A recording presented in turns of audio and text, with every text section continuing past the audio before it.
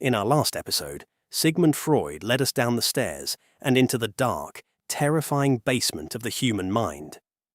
He showed us that our conscious, rational self is merely a desperate hostage negotiator, trapped between the primal screams of the id and the crushing guilt of the superego. Freud painted a bleak picture. Humanity is essentially a collection of repressed animals lying to ourselves just to survive polite society. For a time, the psychological world bowed to Freud, and Freud, in turn, chose an heir to his dark kingdom. A brilliant, young Swiss psychiatrist named Carl Gustav Jung. Their connection was electric. Upon their first meeting, the two men talked for 13 hours straight. Freud saw Jung as his adopted eldest son, the man who would carry psychoanalysis into the future. But there was a problem. Jung couldn't stop looking at the basement floor. While Freud believed that the unconscious mind was essentially a trash can for our repressed personal traumas and socially unacceptable sexual urges, Jung sensed something far more profound. Jung realized that beneath Freud's basement there was a hidden trapdoor. And when Jung pried that trapdoor open, he didn't just find more repressed trauma. He found an ancient, echoing cavern filled with the stars, the gods, and the collective memory of the entire human race. When Jung published his ideas, suggesting that the mind is not just driven by sex and aggression, but by a deep, spiritual yearning for meaning, Freud was furious. The break was absolute and heartbreaking. The master and the student never spoke again. Welcome to episode 5 of our journey. This is Carl Jung and the ocean beneath the basement. A descent past the personal ego, breaking through the scientific rigidity of Freud and entering the mystical, terrifying, and magical realm of analytical psychology.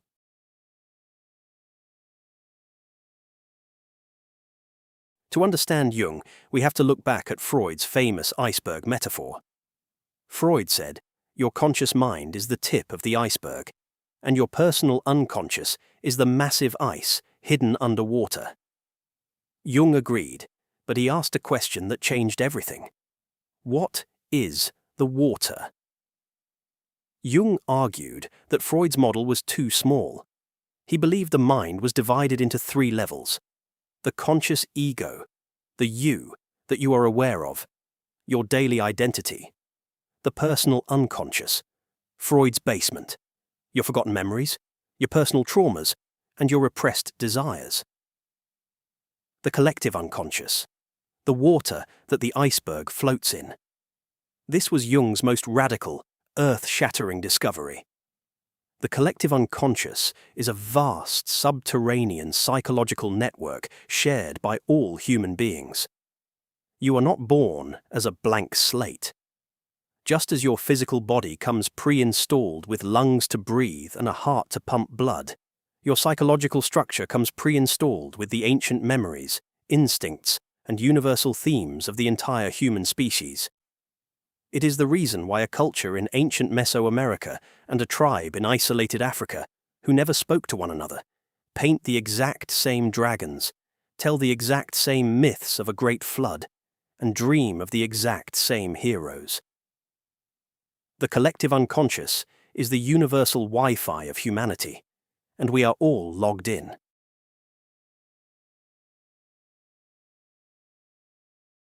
If the collective unconscious is an ocean, what swims in it? Jung called the contents of this deep ocean archetypes. Archetypes are universal, mythical characters and patterns that exist in the minds of all people. They are not specific memories, but rather blueprints or psychic instincts that shape how we perceive the world.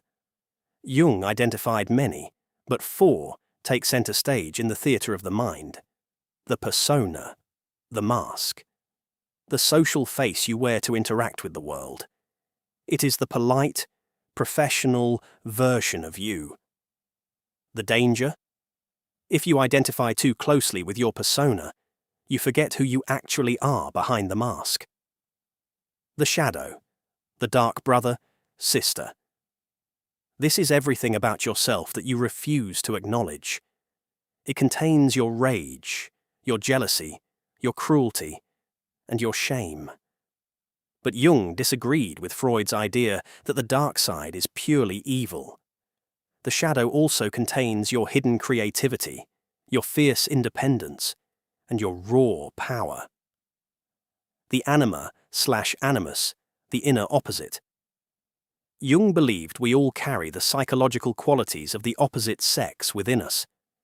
The Anima is the unconscious feminine side of a man, and the Animus is the unconscious masculine side of a woman. True psychological balance requires integrating this inner opposite. The self, the ultimate center, the God image within. The self represents the unification of the conscious and the unconscious. It is the ultimate goal of psychological growth, the complete, fully realized human being.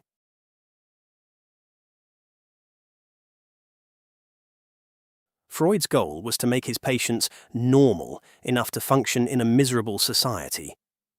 Jung's goal was radically different. Jung didn't want you to be normal, he wanted you to be whole.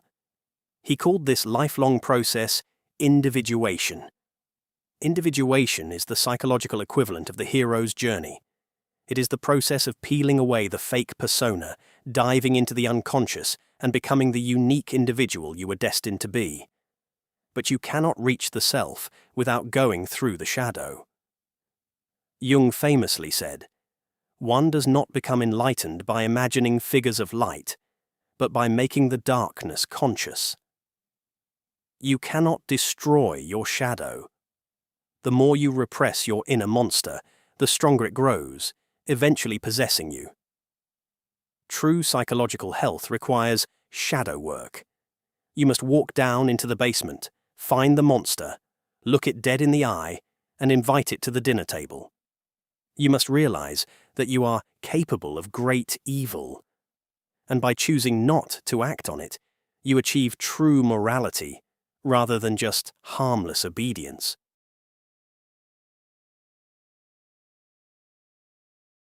Unlike Freud, who viewed dreams as a censorship board trying to hide dirty secrets, Jung saw dreams as the highest wisdom of the soul. Your dreams are not trying to trick you, they are trying to guide you. When the conscious ego gets lost or becomes too arrogant, the collective unconscious sends a dream, wrapped in the rich, symbolic language of myth, to course-correct your life. Jung also realized that this inner world occasionally bleeds into the physical world. He called this synchronicity, meaningful coincidences. Have you ever thought of an old friend you haven't seen in 10 years and suddenly the phone rings and it's them? Science calls it a statistical anomaly. Jung called it synchronicity, a moment where the boundary between the inner psychological world and the outer physical world temporarily collapses, proving that mind and matter are intimately connected.